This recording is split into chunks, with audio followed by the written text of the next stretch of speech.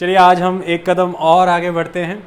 देखिए, भारतीय स्वतंत्रता की और संवैधानिक विकास में आज हमारा एक और प्रगतिशील कदम होगा। आज हम आपको क्रिप्स मिशन के विषय में पढ़ाएंगे। क्रिप्स मिशन के फेल हो जाने पर किस तरह से भारत में एक आंदोलन की उत्पत्ति हुई वह समझेंगे।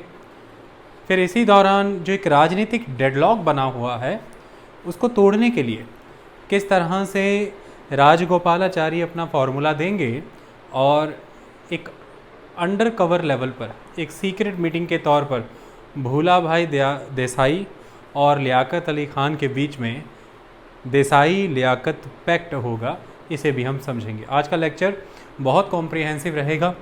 संविधान में आज हमारे बहुत ही डिफरेंट व्यूज़ एक्सप्रेस होते हैं।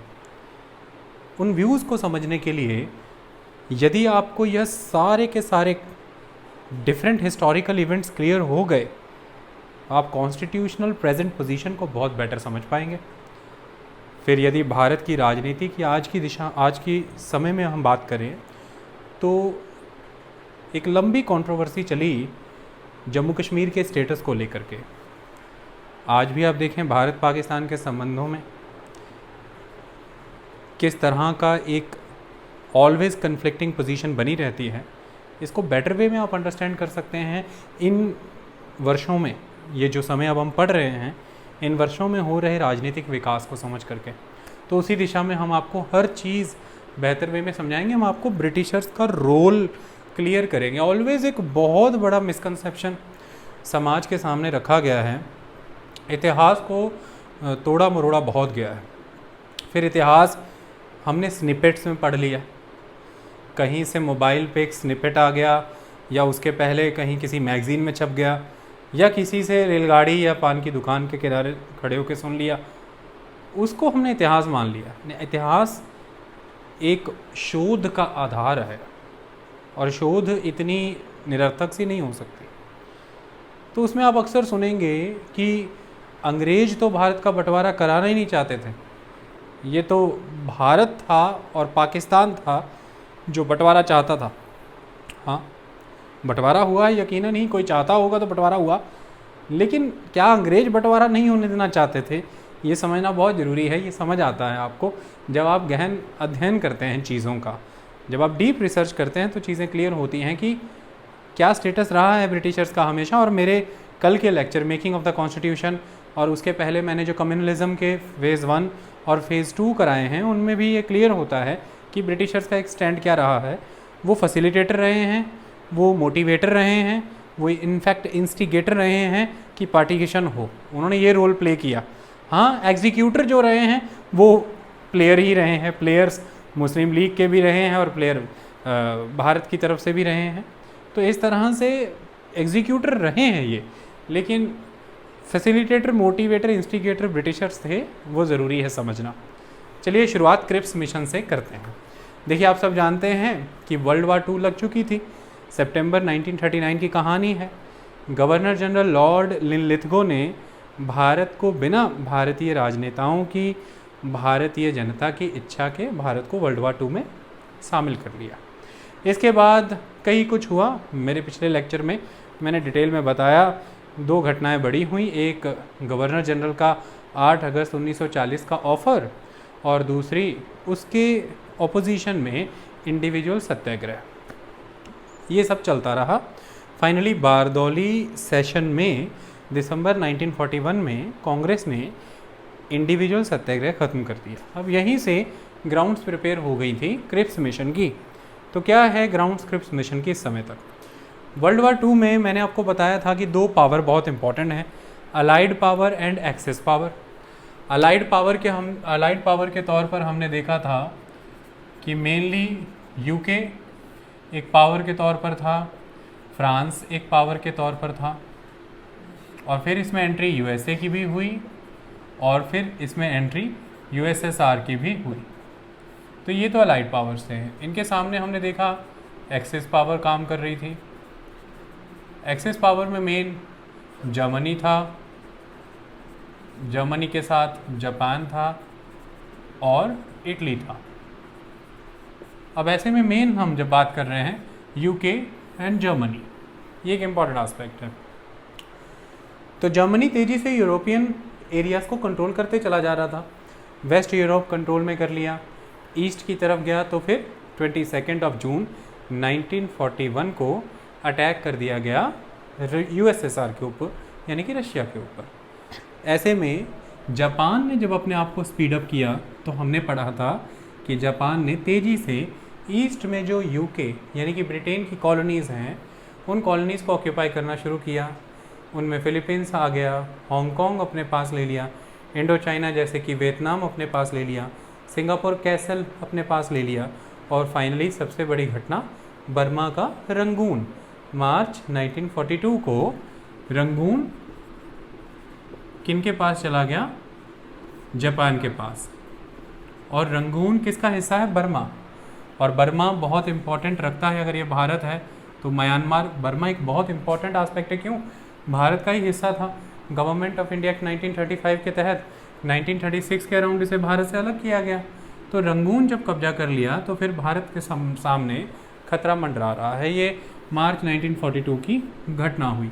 लेकिन इसके पहले ही अगर हम दिसंबर 1941 तक आते हैं तो दिसंबर 1941 तक आते आते इंडिविजुअल सत्याग्रह, चलो दिल्ली मूवमेंट के तौर पर काफ़ी बड़े पैमाने पर चलो दिल्ली मूवमेंट के प्रोटेस्टर्स सत्याग्रहियों के अरेस्ट हो चुके थे।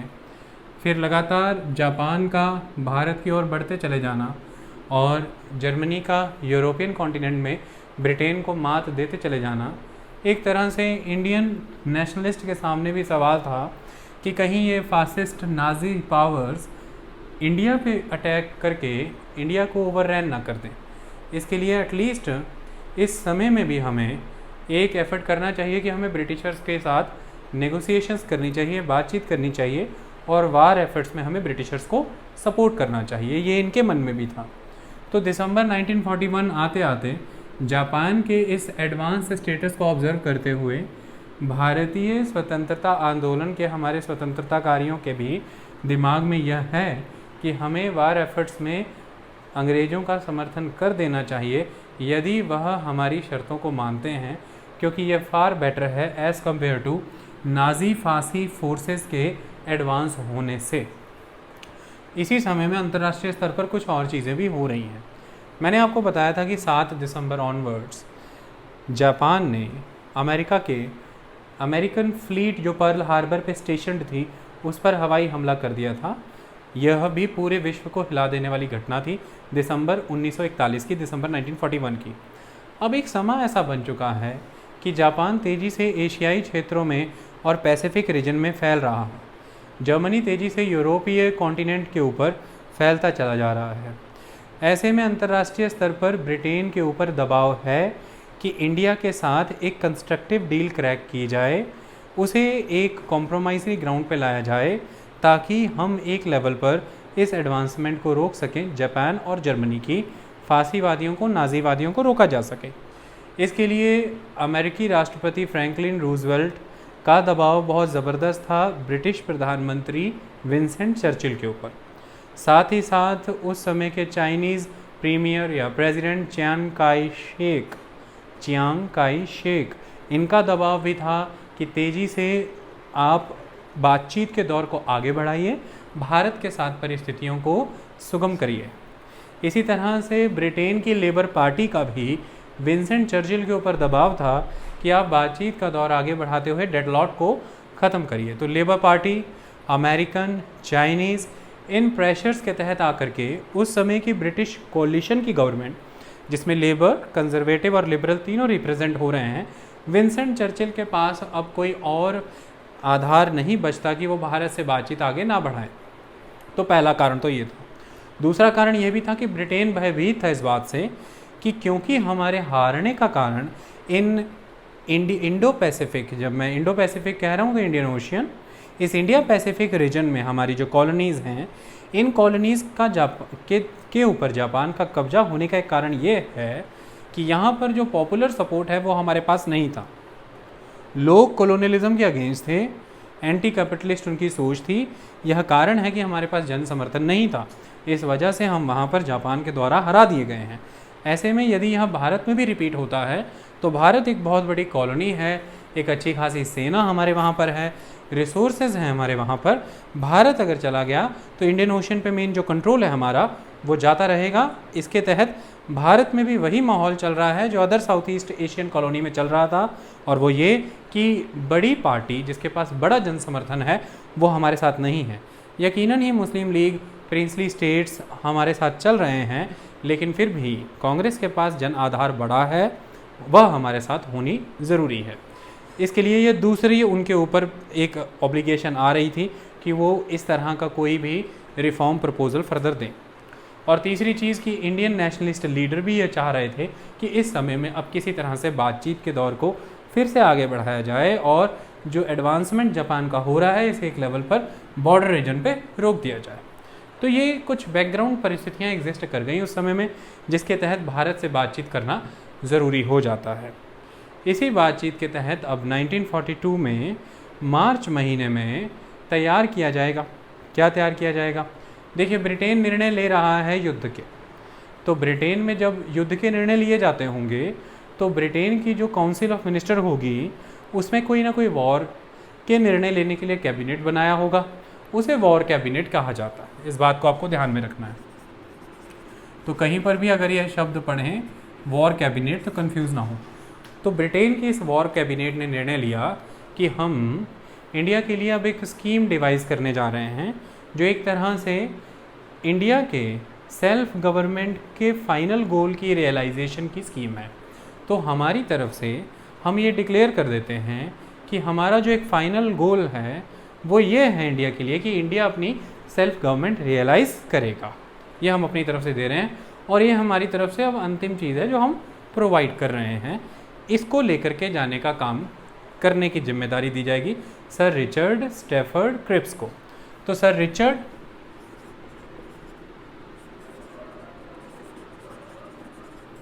स्टैफर्ड क्रिप्स, इनको भारत भेजा जाएगा। ये बहुत इम्पॉर्टेंट पर्सनैलिटी हैं। ये उस समय में विंसेंट चर्चिल की कैबिनेट में मिनिस्टर भी हैं। ये वहाँ की पार्लियामेंट के लीडर ऑफ द हाउस हैं, हाउस ऑफ द कॉमन्स के, तो लीडर ऑफ द हाउस भी हैं, ये भी इम्पॉर्टेंट एस्पेक्ट है। ये लॉर्ड प्रिवी सील भी हैं, तो लॉर्ड प्रिवी सील भी हैं।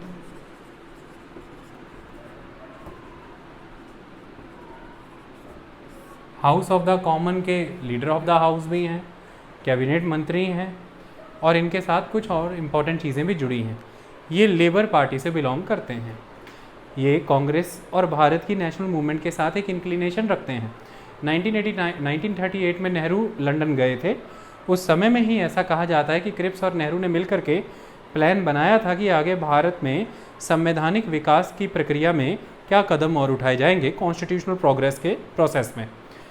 इसके अलावा 1939 में दिसंबर में स्टैफर्ड क्रिप्स भारत पहले आ चुके थे और उस दौरान ऐसा कहा जाता है ये गांधी जी के बहुत फ़ैन थे। इन्होंने खादी भी पहनी थी गांधी जी के साथ मिलकर के, और इन्होंने उस वक़्त में यह भी कहा था कि भारत का बंटवारा मैं नहीं चाहता हूँ। और उस समय में इनका कहना ये था कि 24 करोड़ हिंदुओं की इच्छाओं को 9 करोड़ मुस्लिमों के लिए ताक पे नहीं रखा जा सकता, तो मैं बंटवारा नहीं चाहता। ऐसे इनके ऊपर आरोप मुस्लिम लीग लगाएगी कि ये तो पहले से ही प्रो कांग्रेस थे। 1940 से 1942 तक, 1940 से 1942 तक ये यूएसएसआर में थे। ये यूएसएसआर में एज एन एम्बेसडर काम कर रहे थे। यूएसएसआर यानी कि सोवियत यानी कि सोशलिस्ट नेशन की वेस्टर्न वर्ल्ड, यूरोपियन वर्ल्ड के साथ बातचीत आगे बढ़ाने के लिए, ताकि जो वर्ल्ड वार की परिस्थिति है इसमें सोवियत वर्ल्ड नाजीवाद और फासीवाद के खिलाफ ब्रिटेन के साथ और वेस्टर्न वर्ल्ड के साथ आए। तो इसके लिए एज ए सोशलिस्ट ये 2 साल वहाँ पर रहे हैं एज एन एम्बेसडर। तो ये सोशलिस्ट ब्रांच से बिलोंग करते हैं, लेबर पार्टी से बिलोंग करते हैं, मैंने आपको पहले ही समझा दिया। तो ये इनकी बहुत बड़ी अचीवमेंट रही है कि इन्होंने 2 साल सोवियत यूनियन में काम किया, और ये सोवियत यूनियन में as a western representative, as a representative of the western countries ये सक्सेसफुल रहे हैं, और सोवियत यूनियन को ये वेस्टर्न नेशंस के क्लोज लेकर के और उनके अलाय के तौर पर डेवलप करने के लिए माने गए हैं।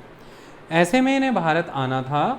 भारतीय कांग्रेस के साथ इनकी नज़दीकी, भारतीय नेताओं के साथ इनकी अफिनिटी, नेशनल मूवमेंट के प्रति इनकी एक इंक्लिनेशन, सोशलिस्ट कंसेप्ट और लेबर पार्टी के रूप में ये जाने जाने वाले नेता, काफ़ी कद्दावर छवि थी इनकी स्टैफर्ड क्रिप्स की, काफ़ी फ्रेंडली पर्सन थे। इनको भारत भेजा गया और भारत भेजने का उद्देश्य यही था कि विंस्टन चर्चिल उस समय ये कहते हैं कि मेरे द्वारा यह सारा का सारा रेजोल्यूशन तैयार कर लिया गया भारत के लिए, लेकिन अब मैं यह चाहता हूँ कि इमीडिएटली मैं अपनी तरफ से मैं अपने एक ऐसे नुमाइंदे को भारत भेजूँ जो पूरी तरह से इस बात को पुख्ता कर ले, अपनी निजी संतुष्टि वहाँ जा कर के कर ले कि हाँ सही मायने में अब हमें पूर्णतः भारतीय सभी कम्युनिटीज़ और पॉलिटिकल पार्टी का समर्थन आगे मिलने वाला है। ये पर्सनल सेटिस्फैक्शन आप करेंगे वहाँ जा कर के, इसी उद्देश्य से स्टैफर्ड क्रिप्स को भारत भेजा जाएगा। 12 मार्च को इनकी यात्रा वहाँ से शुरू होनी है। ऐसा कहा जाता है कि 22 मार्च को ये भारत में अपनी बातचीत की शुरुआत करेंगे जब ये भारत आए हैं। भारत आने के बाद इन्हें सभी अलग अलग पॉलिटिकल पार्टीज़ उनके लीडर्स के साथ मिलना था। इनफैक्ट प्रिंसली स्टेट्स के साथ भी इन्हें बातचीत करनी थी। सबसे पहले शुरुआती तौर पे इन्होंने आकर के लॉर्ड लिंगलिथगो के साथ ये बातचीत की। उसके बाद जो लॉर्ड लिंगलिथगो की उस समय की एग्जीक्यूटिव काउंसिल थी उसके सामने अपना प्रपोज़ल रखा। कांग्रेस की तरफ से इनसे मिलने के लिए जो मेंबर चुने गए थे वो जवाहरलाल नेहरू और मौलाना कलाम आज़ाद थे। इन्हीं के द्वारा कांग्रेस के बिहाफ पे इनसे बातचीत करनी थी। बातचीत के दौर लंबे चलते रहे, सभी के साथ डिस्कशंस और बातचीत हुई। फाइनली 29 मार्च को प्रेस कॉन्फ्रेंस बुला करके इन्होंने अपना ड्राफ्ट डिक्लेरेशन जो ब्रिटेन ने भेजा है भारत के फ्यूचर कॉन्स्टिट्यूशनल प्रोग्रेस के लिए, वो जनता के बीच रख दिया, मीडिया के बीच रख दिया सारी चीज़ों के तहत। यह बात मैं आपको बता दूं कि कांग्रेस इस बात को पहले ही मान रही थी कि इसमें फर्दर कोई एडवांसमेंट ला करके नहीं दी जाएगी, लेकिन फिर भी कांग्रेस ने क्रिप्स मिशन में बातचीत के दौर में अपनी इंक्लूजन को एक्सेप्ट किया। कारण यह था कि कांग्रेस ये जानना चाहती थी कि देखा जाए कि अंग्रेज़ों के दिमाग में क्या चल रहा है भारत की परिस्थिति को लेकर के। ऐसे में अब हम पहले ये समझ लेते हैं कि 29 मार्च को जो प्रपोजल्स यहाँ पर दिए गए, जो छपे हैं अखबारों में, वो प्रपोजल क्या थे और ये अगस्त ऑफर से क्यों अलग था, और ऐसा क्यों कहा जाता है कि क्रिप्स मिशन एक अच्छा व खासा एडवांसमेंट था पुरानी स्टेजेस से। अब हर बारीकी को, हर चीज़ को आपको बहुत ही ध्यान से सुनना और समझना है ताकि प्रपोजल कभी भी रट्टा ना मारने पड़े और आप फंस ना जाएं किसी भी चीज़ के ऊपर। ये बात आप ध्यान में रखिएगा। देखिए, सबसे पहली चीज़ क्रिप्स मिशन के बारे में ये कहा जाता है कि क्रिप्स मिशन ने पहली बार यह माना कि डोमिनियन स्टेटस इंडियंस का राइट है। तो पहली और सबसे इम्पॉर्टेंट चीज़, डोमिनियन स्टेटस को इंडियंस का राइट एक्नॉलेज करके यहाँ पर पेश किया गया। तो अब तक अंग्रेज़ों के द्वारा जो भी पॉलिसीज़ यहाँ पर प्रोवाइड की गई, उन पॉलिसीज़ में डोमिनियन स्टेटस को एज अ राइट प्रोजेक्ट नहीं किया गया था। यह कहा गया था कि भाई डोमिनियन स्टेटस देने पर विचार किया जा सकता है, लेकिन यहाँ पर अब ये कहा गया कि भाई एक अधिकार बनता है और डोमिनियन स्टेटस अधिकार के तौर पर आपको दिया जाएगा। और यहाँ पर एक बात याद रखिएगा, ये डोमिनियन स्टेटस बहुत यूनिक रहेगा। इस डोमिनियन स्टेटस में एक चीज़ साथ में दी गई कि dominion status with right to ससीड।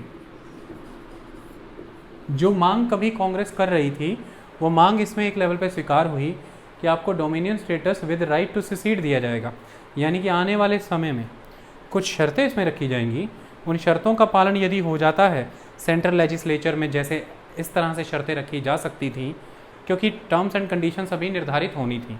शर्तें ऐसी रखी जा सकती थी कि जो लेजिस्लेचर बनेगी, उस लेजिस्लेचर में इतने % मेजॉरिटी के साथ यदि रेजोल्यूशन पास हो जाता है तो फिर भारत कॉमनवेल्थ ऑफ ब्रिटेन से या कॉमनवेल्थ ऑफ ब्रिटिश नेशन से सिसीड कर जाएगा और एक फुली सोवरेन नेशन बन जाएगा।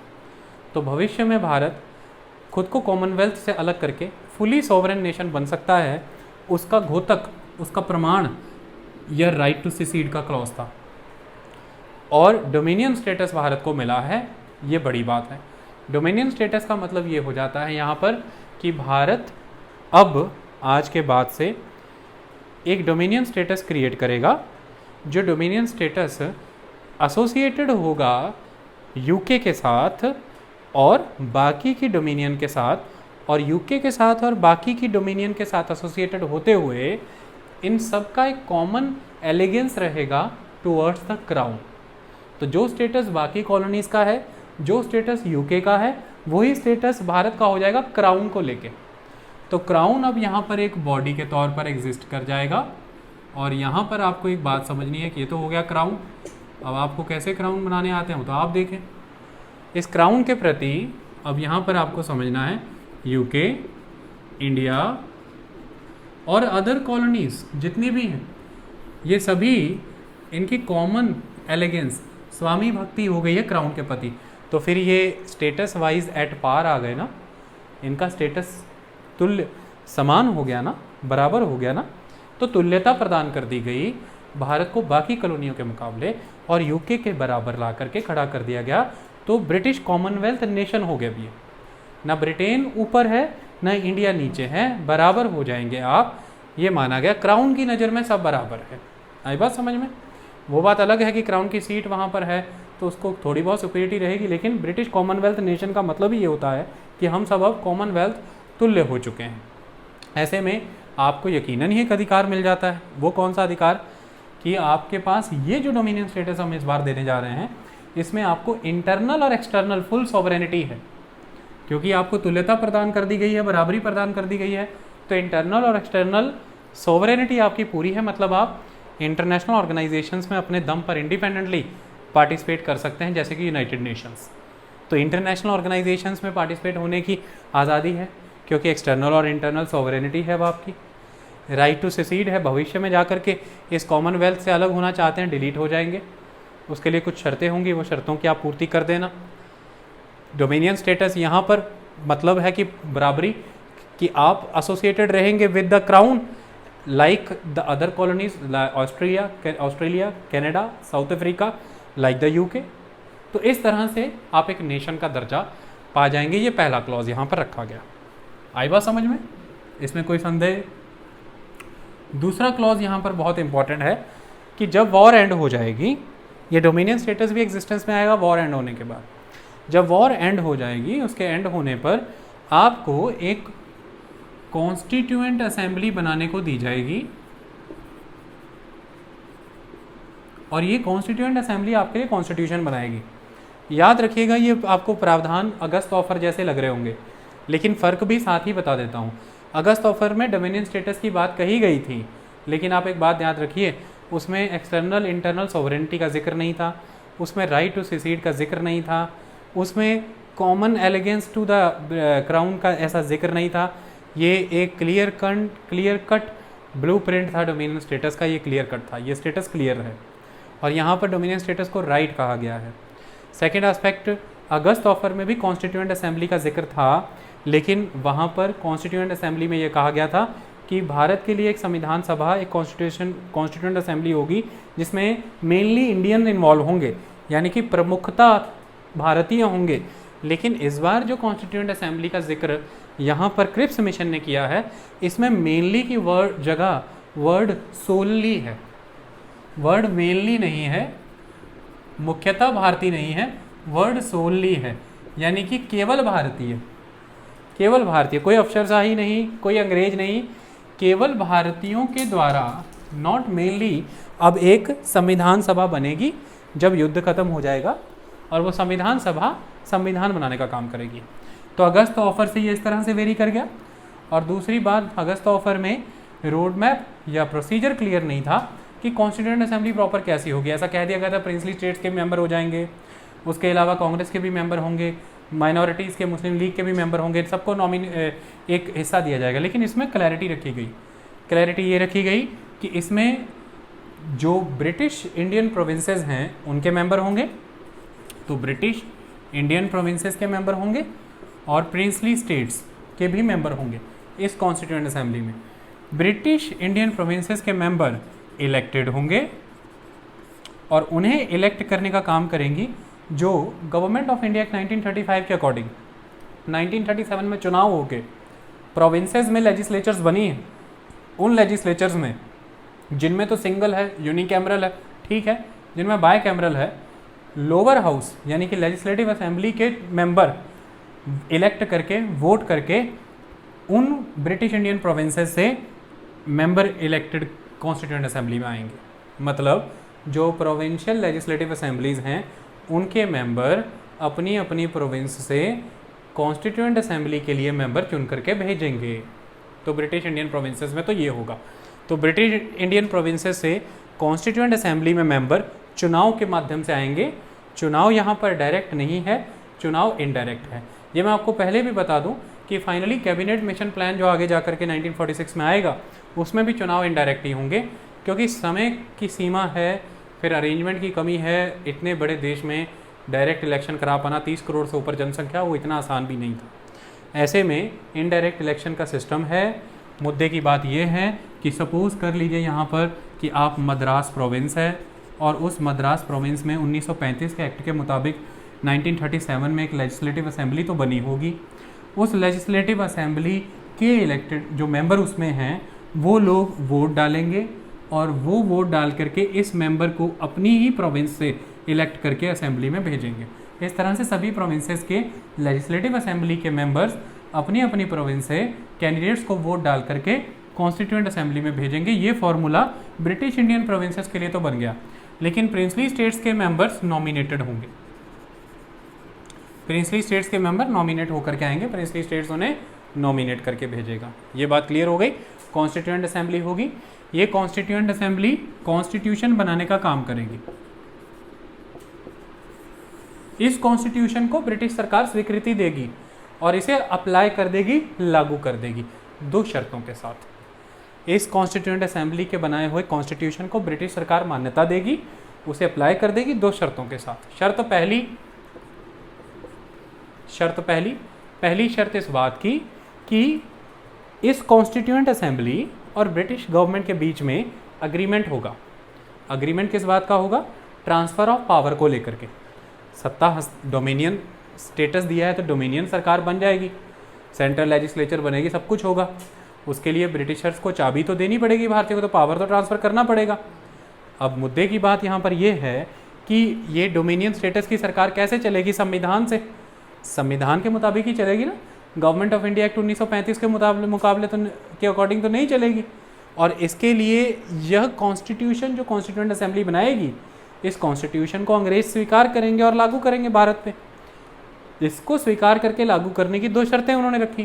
पहली शर्त ये रखी कि सबसे पहली चीज़ कि जब ट्रांसफ़र ऑफ पावर आपको हम करेंगे, उस ट्रांसफ़र ऑफ पावर में हम अग्रीमेंट करेंगे आपके साथ, और वो अग्रीमेंट के तहत हम इस बात को सेफगार्ड और सिक्योर करेंगे कि कंट्री में रेशियल और रिलीजियस माइनॉरिटीज़ के इंटरेस्ट प्रोटेक्टेड रहे। ये पहला हमारा शर्त रहेगी जब हम आपको ट्रांसफ़र ऑफ पावर करेंगे उस अग्रीमेंट में। ये दूसरी सबसे बड़ी इंपॉर्टेंट चीज़ कि ये जो आप कॉन्स्टिट्यूएंट असेंबली बनाएंगे, इसके द्वारा जो कॉन्स्टिट्यूशन बनाएगा, वो कॉन्स्टिट्यूशन यदि किसी भी एग्जिस्टेंट ब्रिटिश इंडियन प्रोविंस को या प्रिंसली स्टेट को मान्य नहीं होगा, स्वीकार नहीं होगा, तो वो इसे ना मानने के लिए पूरी तरह से आज़ाद है। वो ब्रिटिश इंडियन एग्जिस्टिंग प्रोविंस या प्रिंसली स्टेट अपना अलग से कॉन्स्टिट्यूशन बना सकते हैं, या एग्जिस्टिंग कॉन्स्टिट्यूशन जो कि गवर्नमेंट ऑफ इंडिया एक्ट 1935 है उसी के मुताबिक आगे कंटिन्यू कर सकते हैं, और अंग्रेज़ों के साथ करार कर लेंगे सर्वाइवल का, उन्हें हम जिंदा रखेंगे। और या अगर 1, 2 या 3 या ज़्यादा जितनी भी प्रोविंसेस आपस में एक और नई यूनियन बना लेना चाहती हैं, वह यूनियन भी अपने लिए अगर कोई कॉन्स्टिट्यूशन बना रही हैं, उस कॉन्स्टिट्यूशन को भी ब्रिटिश वही मान्यता देंगे जो इस कॉन्स्टिट्यूशन को देंगे जो ये कॉन्स्टिट्यूएंट असेंबली बनाएगी। बात समझ में आ गई? सपोज करिए अब उदाहरण के तौर पर मान लीजिए कि यह भारत है और भारत में ABCDEFGHIJKLMN मान लीजिए ये सारी प्रोविंसेस और प्रिंसली स्टेट्स हैं। अब ऐसे में एक इंडियन यूनियन बनेगी। इंडियन यूनियन मतलब बनने का मतलब कि वो इंडियन यूनियन जो बनेगी उसका स्टेटस डोमिनियन होगा। ठीक है जी। अब वो ये कह रहे हैं कि ये इंडियन यूनियन रन होगी उस कॉन्स्टिट्यूशन के अकॉर्डिंग जो कॉन्स्टिट्यूशन आपकी कॉन्स्टिट्यूएंट असेंबली बनाएगी। सब कुछ बहुत हेल्दी है, सब कुछ बढ़िया है, लेकिन अब यहाँ पर 2 शर्तें लगा दी गई हैं। पहली शर्त माइनॉरिटी वाली लगा दी गई है कि हम सेफगार्ड करना चाहते हैं माइनॉरिटी जो कि रेशियल और रिलीजियस हैं उनके इंटरेस्ट को। अगर उनका इंटरेस्ट किसी कॉन्स्टिट्यूशन के किसी भी क्लॉज में हार्म होता है तो उसे हम स्वीकृति नहीं देंगे। तो फिर हम जो अग्रीमेंट आपके साथ करेंगे जिसके तहत हम आपको ट्रांसफ़र ऑफ पावर करने वाले हैं वो अग्रीमेंट में फिर समस्या आ जाएगी, हम आपको पहले ही बता दें। और दूसरी चीज़, अगर कोई भी एग्जिस्टिंग, इनमें से कोई भी एग्जिस्टिंग ब्रिटिश इंडियन प्रोविंस या कोई प्रिंसली स्टेट इस यूनियन से बाहर आना चाहता है, जैसे यहाँ पर ए और ई ने बोला कि हम नहीं आना चाहते इस स्कीम के इस नए कॉन्स्टिट्यूशन के अंदर, तो इनको अकेले ए या अकेले बी अपना प्रेजेंट स्टेटस मेंटेन रख सकते हैं। तो ये ए इंडिविजुअली ब्रिटिशर्स के साथ करार कर लेगा और अपना प्रेजेंट स्टेटस मेंटेन रखेगा, या तो अपना नया कॉन्स्टिट्यूशन बना ले अपनी प्रोविंस का, या गवर्नमेंट ऑफ इंडिया एक्ट 1935 के अकॉर्डिंग चलता रहे। तो इसका भी स्टेटस वही और वही रुतबा हो जाएगा जो इस बाकी बची पूरी की पूरी यूनियन का है। तो यह ए भी अकेला क्राउन के प्रति एलिगेंस रखेगा और यह ए भी अकेला डोमिनियन स्टेटस के तहत इंडिया, अदर कॉलोनीज, इन सबके समकक्ष खड़ा होगा। और अगर ए आ गया है, बी आ गया है, ए बी आकर के दोनों मिलकर के एक यूनियन बना करके अपने आप को एग्जिस्टिंग स्टेटस में रखना चाहते हैं, गवर्नमेंट ऑफ इंडिया एक्ट 1935 या नया कॉन्स्टिट्यूशन बनाना चाहते हैं, तो भी ऐसा कर सकते हैं। इनका स्टेटस इस बाकी की पूरी यूनियन के बराबर का काउंट होगा। तो ये क्लॉज इन्होंने दे दिया। एक तरह से यह क्रिप्स मिशन ही था जिसने डायरेक्टली नहीं, एक्सप्लिसिटली नहीं, अनइक्विवोकल नहीं, लेकिन इनडायरेक्टली, इम्प्लिसिटली और बैकडोर वे में भारत के पार्टीशन का आधार तैयार कर दिया, भारत के बंटवारे। और आप सब और हम ये कहते हैं कि अंग्रेज भारत को बांटना नहीं चाहते थे, तो ये बांटना नहीं चाहते तो ये क्या था? आपने सरेआम कह दिया कि हम सोलली इंडियंस के द्वारा एक कॉन्स्टिट्यूएंट असेंबली बनाएंगे, वो कॉन्स्टिट्यूएंट असेंबली कॉन्स्टिट्यूशन बनाएगी, वो कॉन्स्टिट्यूशन के देश आधार पर वो इंडियन यूनियन चलेगा, और वो इंडियन यूनियन जो है उसका स्टेटस ब्रिटिश क्राउन के अंडर डोमिनियन रहेगा। चलो ये तक तो ठीक था, लेकिन फिर आपने कहा कि अब इस इंडियन यूनियन को ताकत किससे मिलनी है? उनसे जिनके पास अभी ताकत है। ताकत अंग्रेज के पास है। तो अंग्रेज बोलता है कि मैं ताकत आपको ट्रांसफ़र करूँगा, शर्तें दो हैं। एक तो रेशियली, रिलीजियसली जो माइनॉरिटीज़ हैं उनका इंटरेस्ट मेरे को सेफगार्ड देखना है कि कहीं कॉन्स्टिट्यूशन में उनका वायलेंस तो नहीं, तो एक अग्रीमेंट करते हुए वो देखूंगा। और दूसरा अग्रीमेंट में ये क्लॉज रखा जाएगा कि कोई भी एग्जिस्टिंग, इस समय के नक्शे पे कोई भी एग्जिस्टिंग ब्रिटिश प्रोविंस या फिर प्रिंसली स्टेट अगर इस नई स्कीम, इस क्रिप्स मिशन के द्वारा दी गई स्कीम्स के तहत जो आपने कॉन्स्टिट्यूएंट असेंबली बनाई या उसके तहत जो कॉन्स्टिट्यूशन बना उसमें नहीं कवर होना चाहता है, तो वो अपने आप को इस स्कीम से अलग करके अपना प्रेजेंट स्टेटस मेंटेन रख सकता है गवर्नमेंट ऑफ इंडिया एक्ट 1935 के तहत, और उसको भी हम पूरी मान्यता देंगे उसी तरह से। मतलब उसका constitution government of India act 1935 है अगर वो मानना चाहता है। अगर वो मेहनत करके नया कॉन्स्टिट्यूशन बनाना चाहता है बना ले, मुद्दे की बात है, स्टेटस उसका भी डोमिनियन हो जाएगा, वो आपसे अलग हो जाएगा, आप उसे बाउंड नहीं कर सकते। तो राइट टू सिसीड दे दिया गया, राइट टू सिसीड दे दिया गया प्रोविंसेस को और प्रिंसली स्टेट्स को। जहां राइट टू सिसीड पूरी की पूरी इंडियन यूनियन को दिया गया अंग्रेजों से, वहीं राइट टू सिसीड इस इंडियन यूनियन से भी दे दिया गया किसी भी ब्रिटिश इंडियन प्रोविंस को या प्रिंसली स्टेट्स को या इनके बने हुए किसी यूनियन को। तो एक तरह से पार्टीशन का तो रास्ता आपने पूरा खोल के रख दिया। आई बात समझ में? तो ये क्यों दिया गया कि इनको पता है कि फिर जब ये क्लॉज दे दिया है तो मामला अब आगे बढ़ना ही नहीं है। ये बात आप ध्यान से मान करके चलेंगे। तो ये एक बहुत इंपॉर्टेंट पेच था इस क्रिप्स मिशन में जिसे हमने समझना ज़रूरी था। इसके अलावा इन्होंने क्या प्रोविज़न किया यहाँ पर?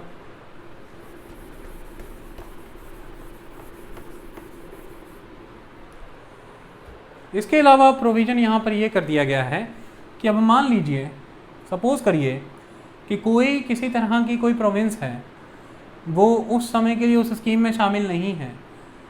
पहली बात, उसने खुद को अलग रखने की बात की है, तो अब वो वापस से आना चाहती है स्कीम में, उस इंडियन यूनियन का हिस्सा बनना चाहती है, तो उसमें एक क्लॉज राइट टू एक्सेशन का भी है कि आप सिसीड भी कर सकते हैं, एक्सीड भी कर सकते हैं। आई बात समझ में? तो सिसीड, एक्सीड दोनों क्लॉजेज यहाँ पर आपने एग्जिस्टेंस में ला करके रखे हैं। इसके ऊपर कंट्रोवर्सी भी है, वो मैं अभी आपको समझा दूंगा। इसके अलावा जब तक युद्ध ख़त्म नहीं हो जाता तब तक के लिए डिफेंस और एक्सटर्नल अफेयर पूरी तरह से गवर्नर जनरल के ही हाथ में रहेगा। बाकी सारे के सारे मिनिस्ट्रीज़ अभी के लिए एक अंतरिम सरकार बनाएंगे और उस अंतरिम सरकार में तकरीबन सारे पोर्टफोलियोज आप भारतीयों को हम दे देंगे, लेकिन डिफेंस मेनली गवर्नर जनरल के हाथ में रहेगा और गवर्नर जनरल ही युद्ध खत्म होने तक सुप्रीम पावर के तौर पर काम करेगा। ये भी बात आपको माननी पड़ेगी। तो ये सारा का सारा क्रिप्स मिशन के रिकमेंडेशंस थे, प्रपोजल्स थे। अब इसके ऊपर क्या ऑब्जेक्शन आया? सबसे पहले तो क्रिप्स मिशन स्वीकार नहीं किया गया। क्रिप्स मिशन में हर किसी को खुश रखने की बात थी। यहाँ पर आप देखें मुस्लिम लीग को खुश रखा गया है, कैसे मैं बताऊँगा, कांग्रेस को, लिबरल्स को और माइनॉरिटीज़ को, लेकिन कहीं पर भी कोई भी खुश नहीं हुआ। सभी ने क्रिप्स मिशन को रिजेक्ट किया है, ये बात आपको ध्यान में रखनी है। 4 अप्रैल 1942 को ही गांधी जी ने क्रिप्स को ये कह दिया था कि आपको वापस चले जाना चाहिए यहाँ से। उसके बाद 12 अप्रैल 1942 को फाइनली स्टैफर्ड क्रिप्स भारत से चले गए। क्या आरोप हैं क्रिप्स मिशन को लेकर के? ऐसा कहा जाता है कि विंस्टन चर्चिल किसी भी तरह से क्रिप्स मिशन को सक्सेसफुल होने ही नहीं देना चाहते थे। उनको इस बात का अंदर खाते डर था कि मैं कंजर्वेटिव फैक्शन से बिलोंग करता हूँ और सही मायने में ये जो स्टैफर्ड क्रिप्स है ये लेबर फैक्शन से बिलोंग करता है। ऑलरेडी इसकी पोजीशन बहुत स्ट्रेंथन हो गई है। 2 साल यूएसएसआर में लगाने की वजह से इसने एक इम्पॉर्टेंट बार्गेनिंग रीच करा दी वेस्टर्न वर्ल्ड और यूएसएसआर के बीच में, जो पॉसिबल नहीं था। अब ऐसे में अगर इसने इंडिया की पोजीशन भी सॉल्व कर दी तो फिर नेचुरली ये मेरा कंटेंडर है इंग्लैंड में, ऐसा कहा जाता है, वहाँ के अखबार ये छापते थे। दूसरी बात, भारत में जो वाइसरॉय हैं उस समय, जो गवर्नर जनरल हैं लॉर्ड लिंगलिथगो, वो स्ट्रांगली कंजर्वेटिव फैक्शन से बिलोंग करते हैं। विंस्टन चर्चिल के हैंड पिक्ड पर्सन हैं। उनके द्वारा ज़बरदस्त ढंग से यह कहा जा रहा था विंस्टन चर्चिल को कि कांग्रेस के साथ हमें फर्दर कोई नेगोशिएशन नहीं करना चाहिए, जो हमने अब तक ऑफर कर दिया वो बहुत है, हमें स्टेटस को मेंटेन रखना चाहिए जस का तस। ऐसे में आपको मैं बताना चाहता हूँ कि भारत में लॉर्ड लिंगलिथगो के द्वारा जैसे ही क्रिप्स मिशन पढ़ा गया, जैसे ही क्रिप्स मिशन ने उनको अपने प्रपोजल पढ़ाए स्टैफर्ड क्रिप्स ने, उसी वक्त लिंगलिथगो ने अपना रेजिग्नेशन ऑफर कर दिया था विंस्टन चर्चिल को। विंस्टन चर्चिल के लिए ये भी बहुत ह्यूमिलिएटिंग था क्योंकि वह किसी भी तरह से भारत में लिंगलिथगो को अपने ऑपोजिट नहीं खड़ा करना चाहते थे और वो यह भी नहीं चाहते थे कि इस समय में लिंगलिथगो कॉम्प्रोमाइज़ हो जाए, क्योंकि अगर उस वक्त लिंगलिथगो भारत से रिज़ाइन कर देते, वहाँ बैठे हुए as a prime minister Winston Churchill की पोजीशन वीक हो जाती। ऐसे में वह ये मान रहे थे कि हम वर्क करने ही नहीं देंगे क्रिप्स को, तो तुम घबराते क्यों हो, चिंता ही मत करो। तो ऐसा कहा गया है कि सख्त लहजे में भारत भेजा गया स्टैफर्ड क्रिप्स को ये कह कर के कि आपको किसी भी पॉइंट पर भारत में डेविएट नहीं करना है, जो आपको डिक्लेरेशन दे दी गई है आपको बस वहाँ जाकर के इसे एज इट इज़ पढ़ना है, आपको इससे डेविएट नहीं करना, कोई फर्दर आपको उनसे रियायतें नहीं डिस्कस करनी। तो एक बात आप ध्यान से सुनिए कि ये जो क्रिप्स मिशन भारत आया है उसके तहत जो डिक्लेरेशन भारत को दी गई है, ये सिर्फ और सिर्फ एक डिक्टेशन था, ये कोई डिस्कशन या नेगोशिएशन नहीं था। It was a clear cut case of the dictation कि बस इसको एज इट इज़ जाकर के सुना दीजिए। तो आपने स्टैफर्ड क्रिप्स को किसी भी तरह का रूम ऑफर नहीं किया, कोई स्पेस ऑफर नहीं किया कि वो एक कंक्लूजन की ओर बढ़ सके। फ्रैंकलिन रूजवेल्ट चाहते थे कि आप स्टैफर्ड क्रिप्स को थोड़ा रूम ऑफर करिए कि वो एक कंक्लूजन रीच कर ले, कुछ ऑब्जेक्शंस हैं उन ऑब्जेक्शंस को वहाँ पर सॉर्ट आउट करा दे, लेकिन ऐसा बिल्कुल भी नहीं कहा गया। ऐसा कहा जाता है कि डिफरेंट सेगमेंट्स ने उस समय वर्क किया, जैसे secretary for the state of India उस समय में एग्जिस्ट हुआ करते थे, लियो एमरे, उनके विषय में कहा जाता है, commander in chief mister Wavell, viceroy lord Linlithgow और प्राइम मिनिस्टर विंस्टन चर्चिल, इन सभी ने एक तरफ मिलकर के काम किया। और अगर यहाँ पर स्टैफर्ड क्रिप्स की तरफ कोई था तो क्लीमेंट एटली, ये दो एक तरफ थे, बाकी सब एक तरफ, और काम करने नहीं दिया गया, दबाया गया है। एक तरह से ये सिर्फ और सिर्फ चाइना और अमेरिका को खिलाने के लिए गोली दी गई थी, उन्हें सेटिस्फाई करने के लिए एक प्रोपेगेंडा था। विश्व स्तर पर यह स्थापित करना था कि भाई हम भारत को रियायतें देना चाहते हैं, हम एक बेनेवलेंट स्टेट हैं लेकिन भारत ही किसी तरह से कुछ करना नहीं चाहता, आगे बढ़ना नहीं चाहता, एडमेंट है, कांग्रेस एडमेंट है।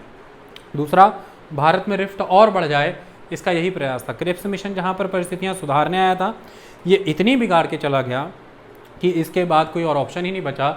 और आप देखें अप्रैल में ये गया है, अप्रैल में ही गांधी जी यहाँ पर अब अपने विचार व्यक्त कर देंगे और 10 मई 1942 से ही हरिजन में लेख आने शुरू हो जाएंगे कि अब एक सत्याग्रह मास लेवल पे किया जाएगा। और आप देखेंगे कि अगस्त 9 से क्विट इंडिया मूवमेंट की भारत में शुरुआत हो जाती है। तो ये तो एक तरह का जो शांत करने आया था माहौल, ये उसको भी आंदोलित करके चला गया। सबकी अपनी अपनी ऑब्जेक्शंस आई हैं यहाँ पर, और वो ऑब्जेक्शंस किस तरह की आई हैं उसको पहले समझ लेते हैं। गांधी जी ने इसे पोस्ट डेटेड चेक कह करके पुकारा कि ये तो पोस्ट डेटेड चेक है, हर चीज़ आप यह कह रहे हैं कि युद्ध ख़त्म होने के बाद, सब कुछ युद्ध ख़त्म होने के बाद। और जब गांधी जी ने पोस्ट डेटेड चेक इसे कहा तो किसी ने कह दिया डूबते हुए बैंक का। मतलब ये ऐसा होता है कि कोई बैंक डूब रहा है या आपकी कंपनी डूब रही है, कुछ भी डूब रही है, और आप लाखों रुपए की कोई चीज़ खरीद रहे हैं और उस डूबती हुई कंपनी जिसकी अब कोई कीमत ही नहीं, उसके नाम का चेक इशू करके दे रहे हैं, तो वो तो चेक चलेगा ही नहीं, क्योंकि जो कंपनी करप्ट हो गई है, जो बैंक करप्ट हो गई, उसके नाम का चेक कैसे चलेगा? जो बैंक ही डूब गया उसके चेक क्या काम करेंगे? तो किसी ने कह दिया कि भाई डूबते हुए बैंक का या डूबती हुई कंपनी का ही पोस्ट डेटेड चेक है। हालांकि गांधी ने इसे पोस्ट डेटेड चेक कह के बुलाया था। तो जब बाद में ये इसलिए कहा गया था कि ब्रिटेन हार रहा था वर्ल्ड वॉर में, जब बाद में ब्रिटेन जीत गया तो वो डूबता हुआ कंपनी या बैंक वर्ड हटा दिया, लेकिन पोस्ट डेटेड चेक के तौर पर इसे कहा गया। सभी ने इसे अलग अलग तरह से लिया। जवाहरलाल नेहरू ने कहा कि ये क्रिप्स मिशन बिल्कुल ऐसा था कि ऐसा लग रहा है जैसे लॉर्ड लिंगलिथगो के साथ हमें अप्रेंटिस की तरह, या उसका एक कैंप है, उस कैंप में हमें उसके सहायक की तरह बना दिया जाएगा, हमें बस उसकी किचन हैंडल करनी है, मैनेज करनी है, छोटे मोटे काम देखने हैं। तो ये ऐसा नहीं है, क्योंकि कांग्रेस की मांग क्या थी यहाँ पर? Congress immediately effective power transfer की बात कर रही थी कि इमीडिएटली एक सेंट्रल लेवल पर fully responsible national government establish किए जाएं और तभी हम आगे बढ़ेंगे। तो इसमें कहीं पर भी इमीडिएटली इफेक्टिव पावर ट्रांसफ़र का जिक्र नहीं था। इसमें इमीडिएटली सेंटर में फुली रिस्पॉन्सिबल गवर्नमेंट इस्टेब्लिश करने का जिक्र कहीं नहीं था, नेशनल गवर्नमेंट, जिसे आप प्रोविजनल गवर्नमेंट कहते हैं। तो अंतरिम interim transfer of power, interim government का जिक्र इसमें कहीं पर भी नहीं था। No effective transfer of power. Instead of that ऐसा कहा गया कि गवर्नर जनरल ही सुप्रीम अथॉरिटी है और गवर्नर जनरल ही डिफेंस हैंडल करेगा। हाँ, जो गवर्नर जनरल की काउंसिल है उसके तहत भारतीयों को ही तकरीबन मंत्रालय दे दिए जाएंगे, लेकिन इम्पैक्ट और इफेक्टेड अथॉरिटी गवर्नर जनरल है। जबकि कांग्रेस की मांग ये थी कि गवर्नर जनरल पूरी तरह से काउंसिल ऑफ मिनिस्टर की एडेड एडवाइस से चले और सिर्फ एक कॉन्स्टिट्यूशनल हेड के तौर पर काम करे, यानी कि एक डिज्योर मेंबर के तौर पर। लेकिन गवर्नर जनरल डिफैक्टो मेंबर के तौर पर यहाँ पर काम करता रहा, कंप्लीट सेंस में फुल अथॉरिटी के तौर पर, कॉन्स्टिट्यूशनल हेड के तौर पर काम नहीं करता रहा। तो ये एक कांग्रेस का कथन और उसके ऑपोजिट में जो इन्होंने दिया। फिर नेहरू का ये कहना था कि एक स्लेव कंट्री किसी भी African, Latin American, Asian country को इंस्पायर नहीं कर सकती कि वो फांसीवाद या नाजीवाद के खिलाफ खड़े हो, मोटिवेशन का सोर्स नहीं हो सकती। और एक स्लेव कंट्री किसी को मुक्त कराने की दिशा में आपका वॉर में अलायंस कैसे कर सकती है, सहायता कैसे दे कर सकती है? हमें मुक्त करिए आप, हमें स्लेवमेंट से बाहर करिए, तो हम लोगों को इंस्पायर करेंगे, मोटिवेशन आएगी और हम फिर आपके साथ खड़े रहेंगे सबको फांसीवाद नाजीवाद से मुक्त कराने के लिए। पर आप तो अपने प्रिंसिपल को ही वायलेट कर रहे हैं। फिर आप डेमोक्रेसी का युद्ध लड़ रहे हैं तो आप तो डेमोक्रेसी दे नहीं रहे। फिर आप इंडिपेंडेंस की लड़ाई लड़ रहे हैं फांसीवाद नाजीवाद के खिलाफ, लेकिन आपकी यहाँ इंडिपेंडेंस हमारे यहाँ तो नज़र नहीं आ रही। इनफैक्ट इनका ये कहना था क्रिप्स मिशन के पहले कि यदि भारत को किसी भी लेवल पर अब आप अपने साथ लाते हैं और एक इंडिपेंडेंस और एक इफेक्टिव गवर्नमेंट देते हैं तो भारत पूरे विश्व भर में सबसे बड़ा प्रमाण होगा, क्योंकि सबसे बड़ा प्लेस ही इस वक्त भारत है कॉलोनी का। कॉलोनियलिज्म कहीं पर अगर सबसे रैम्पेंट है तो वो भारत में। ऐसे में पूरे विश्व भर में यदि आप एक मोरल बूस्ट करना चाहते हैं और एक नैतिक उदाहरण स्थापित करना चाहते हैं कि सही मायने में अलाइड पावर्स लोकतंत्र और स्वतंत्रता के लिए खड़ी हैं, तो फिर इसके लिए बेस्ट उदाहरण भारत हो सकता है। आप भारत में लोकतंत्र की स्थापना करिए और भारत को स्वतंत्रता दीजिए और पूरे विश्व भर के सामने भारत को इस्तेमाल करिए एक उदाहरण के तौर पर। लेकिन अंग्रेज ये करना ही नहीं चाहते थे, तो उनका तो उद्देश्य नहीं था। तो ये लेकर के कुछ चल रहा है, मिला कुछ। आई बात समझ में? तो कांग्रेस की खिलाफत इस बात पर थी। दूसरी, कांग्रेस किसी भी कीमत पर स्वीकार ही नहीं कर सकती थी भारत का बंटवारा। तो कांग्रेस ने कहा कि आपने एक तरह से ब्लूप्रिंट तैयार कर दिया है इंडिया को डिवाइड करने का। आपने लोकल ऑप्शन के तौर पर अलग रहने का आधार दे दिया किसी भी प्रोविंस को। ये हम स्वीकार ही नहीं कर सकते हैं, क्योंकि यह भारत को तोड़ेगा और हमारा एजेंडा था यूनाइटेड इंडिया का। लेकिन आपने डिवाइडेड इंडिया बनाने की बात कर दी, तो we will not accept that. तीसरा उनका ऑब्जेक्शन बहुत स्ट्रॉन्ग था कि कॉन्स्टिट्यूएंट असेंबली के तहत ब्रिटिश इंडियन प्रोविंसेस से तो मेंबर इलेक्ट होकर के आ रहे हैं, लेकिन प्रिंसली स्टेट से मेंबर नॉमिनेट होकर के आ रहे हैं। प्रिंसली स्टेट का प्रिंस ये कैसे तय कर सकता है कि लाखों लोगों की इच्छा क्या है? लाखों लोगों के बिहाफ पे वो एक अकेला पर्सन अपने मेंबर नॉमिनेट करके भेजेगा, ये कैसे अश्योर होगा कि वो मेंबर उन लाखों